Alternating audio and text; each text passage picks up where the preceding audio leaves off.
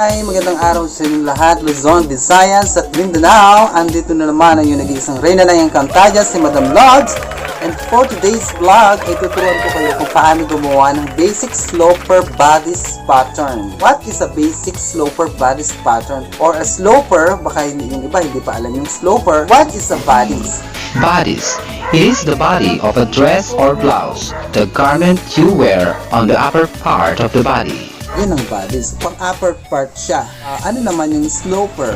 A sloper pattern, or sometimes called a block pattern, is a custom-fitted basic pattern from which patterns for many different styles can be developed. Mahalagang malaman muna natin kasi kung paano gumawa ng sloper pattern, yung pinaka master pattern. Doon sa mga nag-i-start pa lang manahi, nag-i-start na nag-aaral na gumawa ng pattern, this is the best lessons to start with. Yung ituturo ko din kung paano mag-take ng body measurement. At yun ang i-apply natin sa paggawa ng ating sloper bodice pattern ngayon. So, kung interesado ka, bago ka pa lang sa aking channel, don't forget to like, share, and subscribe at i-click yung bell notification para lagi kang updated sa aking mga bagong videos. First of all,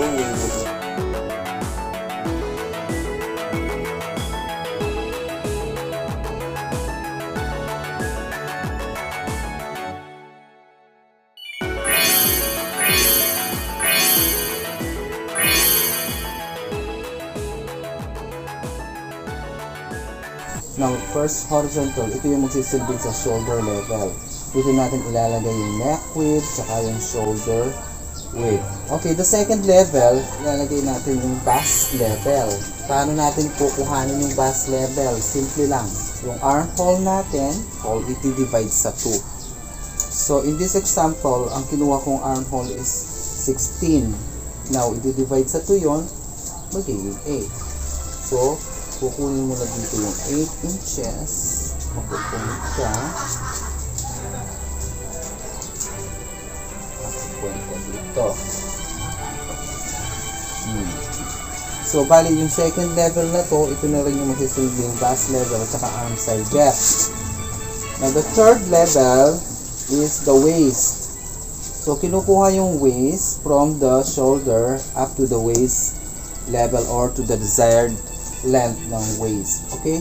So, in this example, ang kinuha kong waist is 16. So, 16 ang nakuha natin waist. Maglalagay na tayo ng mark ng 16. Saka 16. Yan. Tandaan ninyo ang pagkakasunod yan. Okay. Ito yung sa shoulder. Shoulder level. Tapos ito yung bust level, ito yung waist level. Okay, ito na siya, shoulder level, bust level, waist level. O hips level na lang yan. Yung hips level or yung pinaka haba ng bodice pattern, the length of the bodice sloper pattern natin is, ang kinuha ko dito is 25 inches. So, 25, magsisimula dito sa shoulder, syempre.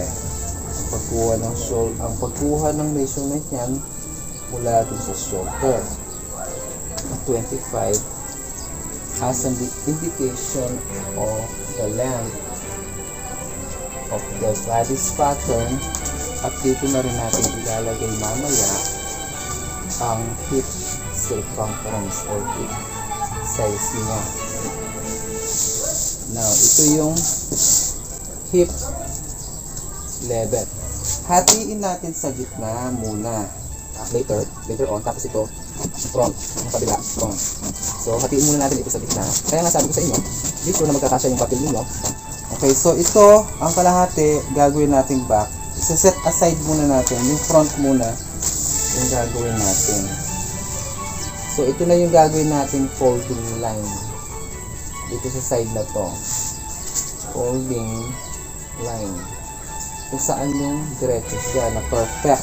Now, ilalagay na natin yung sa neck. Magkakaroon na tayo ng figure. Para sa neck, gagawin natin sukat dito sa neck width is 2 3/4 2 and 3/4. Then sa neck depth niya is 3 inches. So, lalagay mo na siya ng magka-carve ka na directly. Okay, bali ito na yung sa ating neck. Okay, the second is the shoulder. Ang shoulder na ginawa ko dito is 14 inches. I-divide mo sa 2, magiging 7. So, kukunin mo yan from this edge ng folding line. Okay, so let's say for example, nag-point tayo dito para shoulder. Ngayon, magda-down ka lang 1 1/4 adjustments para magawin yung shoulder slope. Okay, so ipo-point ko dito yung 1 1/4 or slope like this, natin shoulder slope.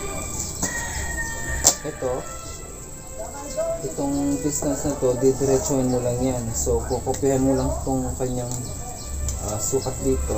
Ang ginawa natin 7 inches para magkaroon lang tayo ng diretsong line dito, papunta dito sa shoulder, para magkaroon lang tayo ng idea kung paano natin ilalagay yung front width tsaka yung armhole niya. So, bago natin kunin yung carve ng armhole, kukunin muna natin yung front chest width o yung front width, which is ilolocate yan sa distance, sa kalahati ng distance na to. So, hahatiin mo lang tong distance na to, dun mo ilolocate yung line para ilagay yung front chest width o yung front width. Ilagay tayo ng line. So, ang nakuha ko dito kasi na front width is 12 inches. So, automatically magdadagdag ako doon ng easing allowance ng 1 inch. Kaya magiging 13. Yung 13, i-divide sa 2. So, makukuha natin is 6.5. So, ipo-point natin dito yung 6.5 yung sa front. Ngayon, ipo-form natin ngayon yung sa armhole. Pero, bago yun, ilalagay mo na syempre yung sa bust circumference. Pero, maglalagay ka ng bust easing allowance between 2 to 4 inches or 5 to 10 centimeter. So, yung 34 na bust circumference, nag-plus ako ng 2 inches for bust easing. 36 divided by 4, magiging 9. So, ipo-point natin dito yung kanyang bust para ma-form natin yung kanyang armhole. I-connect mo yung tatlong point na to. Dito, pa-carve yan eh. So, magka-carve ka na muna dito. Magka-carve natin siya dito. This one, then this one should be connected there. Okay, but be sure na you will draw a smooth curved line here. Dapat wala siyang kanto. Okay, so ididiretso mo. So after that, kukunin na natin yung kanyang waist. Waist circumference niya is 26. So, automatically, nag-a-add na ako ng 1 inch for easing. So, naging 27.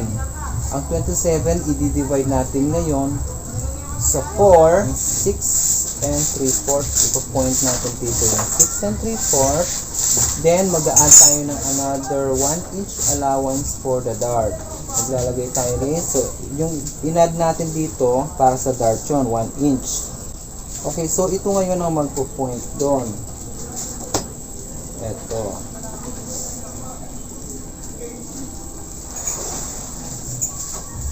Okay, then kukunin na natin yung muna yung hip circumference. Ang hip circumference nito is 38. So, i-divide natin sa 4 yan, magiging 9.5. So, ipo-point natin dito yung 9.5. So, ito na ngayon ang i-connect natin.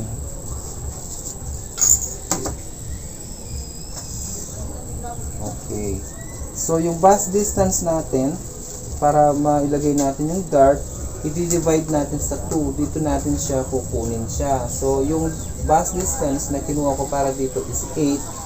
So, divided by 2, magiging 4. Magkakaroon ka ng 4 inches dito, tsaka 4, magpo-point ka dito, tsaka dito sa may yung portion na to, i-divide mo sa 2, hahatiin mo na naman para malocate yung pinaka-end ng dart. Ito, hinati ko na. There. Okay, so, dito natin i-locate ngayon yung end ng dart. Ito yung, ayan, bali yung mga point na yon, yan yung para sa dart eh. Para malocate natin yung height ng dart, saan natin ilalagay? Siyempre, hindi naman pwedeng manghula-hula ka lang.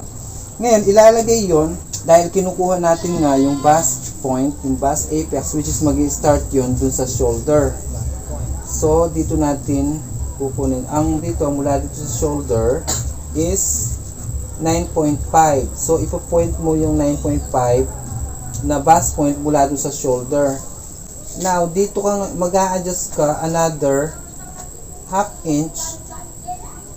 Ayan, dito ngayon mag-i-start yung dart. Hindi dito sa mismong bust point.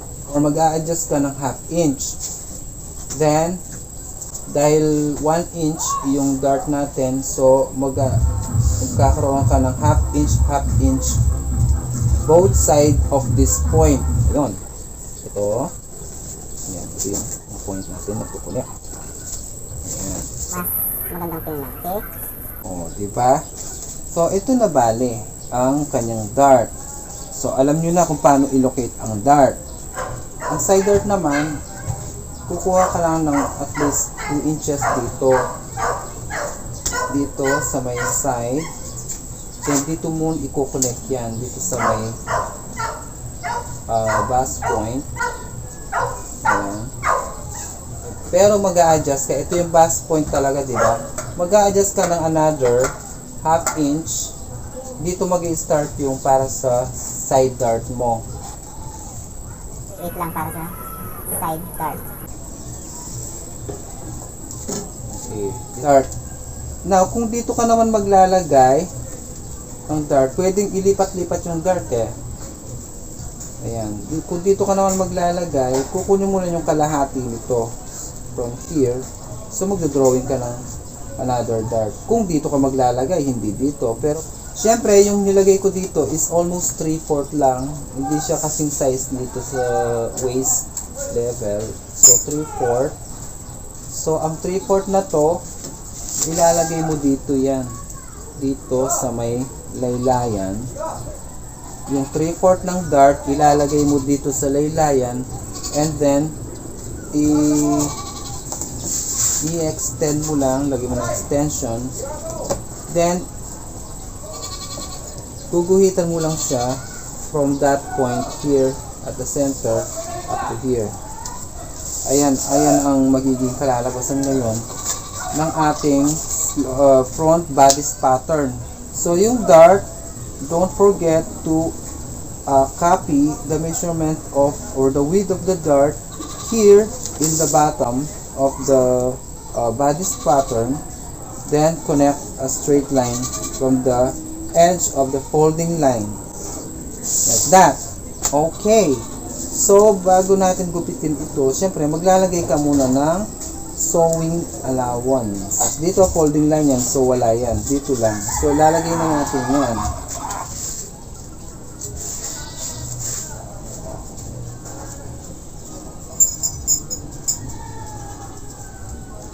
Minsan naglalagay ng another kung masyadong maumbok yung kanyang kuson o kanyang belly, lalo especially sa mga girls, minsan naglalagay tayo ng another allowance dito sa may part ng harap, dito sa may part ng belly.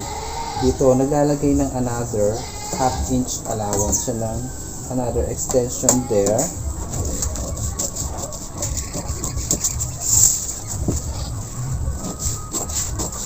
Front. Okay. So, back naman tayo. Ito yung shoulder level natin eh. Shoulder, wait. Cross natin yan. Shoulder level. Ito yung sa bust level. Waist level. At saka yung hip level. Okay. So, dito sa shoulder level, automatically, mag-a-add na tayo ng extension pataas ng 1.5. 1.5. Ayan, 1.5. There. Now, dito natin ngayon ilalagay yung neck width na ginawa natin. Katulad din sa front natin is 2 and 3/4. Then, yung sa curve niya is 1 inch ang depth. So, lalagyan natin ng curve para sa neck. Okay. Then, ilalagay natin yung shoulder width divided by 2. Sabi ko nga is dito, shoulder slope. Then, maglalagay ka ng straight line. Straight line. Okay. Ilalagay mo dito yung straight line. Kukunin natin yung kalahati ng ito from this distance to there. So dito natin ilalagay yung back width o yung back chest width. Diba? Yung sa front natin kanina ang nilagay natin. So 6.5 ang nilagay natin na front chest width para sa front bodies. Dito naman, sabi ko nga, always remember na malaki ng 1/2 inch ang sa back. So, kung yun 6.5 ang nilagay natin, dito magiging 7. Okay, so dito yun. Dito, nag-mark sa saktong guhit na to, ang 7.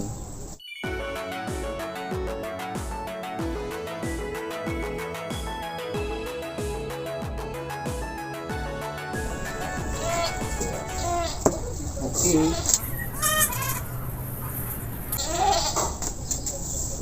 So, ayan, nagkaroon na tayo ng so, iti-trace, pwede mo namang i-trace na lang yung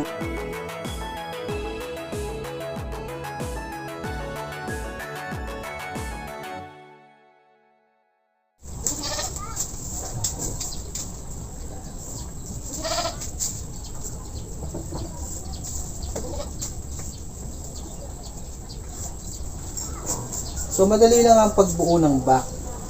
Yun lang ang tatandaan ninyo. Mahaba siya ng 1.5 compare dun sa front bodice pattern. Pero ilalagay ang extension dito sa bandang shoulder. Dito sa taas. And then, the same measurement ang ilalagay. Kung ano yung nilagay sa front, the same measurement lang. Hanggang sa mabuo siya. And then, maglalagay ka lang dito ng sewing allowance. Okay.